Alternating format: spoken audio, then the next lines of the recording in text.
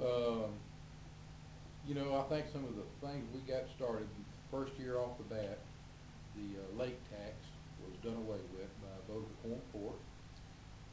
And with that swoop, um, I think some of the things we got started, first year off the bat, the lake tax was done away with by a vote of the Corn Court.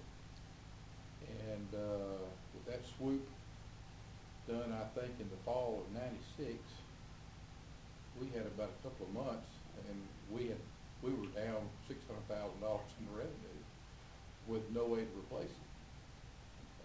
So the first thing we did was with the county, and came back with the county city sales tax for portion of economic development, the rest of it helped with the general budgets of the 5 cities and the county.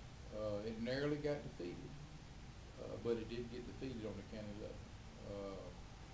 This was in January of '97, and then we had to come right back with some kind of plan, because we were looking at massive layoffs in the city on fire, police, and everybody. And we passed a 3/4 cent sales tax after many community meetings with over 66% vote. So get that started off, which led to the building of the industrial park out there, the roads, acquiring the land. We never had land before to offer to anybody.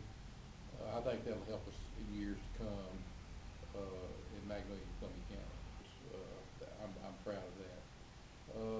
One of the big things, I guess, was the annexation of about 1,100 people 4 years ago, bringing in over 2,500 acres out of the east of town. As mayor, we got 71% of the property owners to sign that petition and 58% of the citizens. And it's not always popular with everybody, but you've got to be able to have your towns to be able to grow. And once we did that, Deer Creek comes in, you have subdivisions, you've got to have room to grow for your city. So, that's just some of the things, and I've enjoyed my years here. They've been rewarding. It's always great, as you know, grow up in a town and come back and have some idea of returning some of the good things that happened to you growing this. And I certainly didn't do anything by myself. I had a lot of good citizens, got good workers here, and people that have helped me along the way. That you weren't expecting. Right. Well, remember also, I had served several terms as a Corn Court member, and on their finance budget committee, so I had an idea of what local government was like, and working on personnel committees with the county. So I didn't come in it just off the street as a citizen, which would be a lot more surprising. But the time that you have here, a lot of it is you've got to really be, I'd say, a moderator of your job. That how much there's a lot of places that neighbors don't like neighbors, and things upset them, and what they'll do on any scam. This is state, federal, local, county, whatever.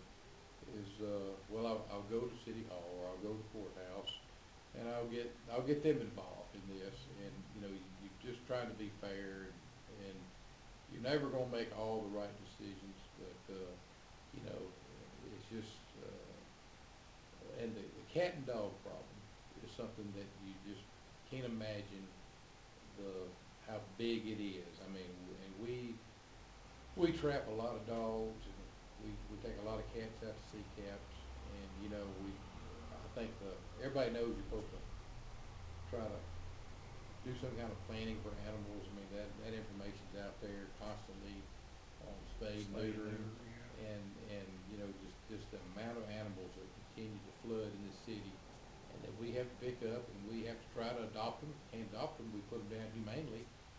But I would think at this point that I would have seen some kind of reduction, but you just don't see it. And it's just people are. I don't think there are not that many running wild. It's just people have pets and don't do anything to control the spread of them. That's just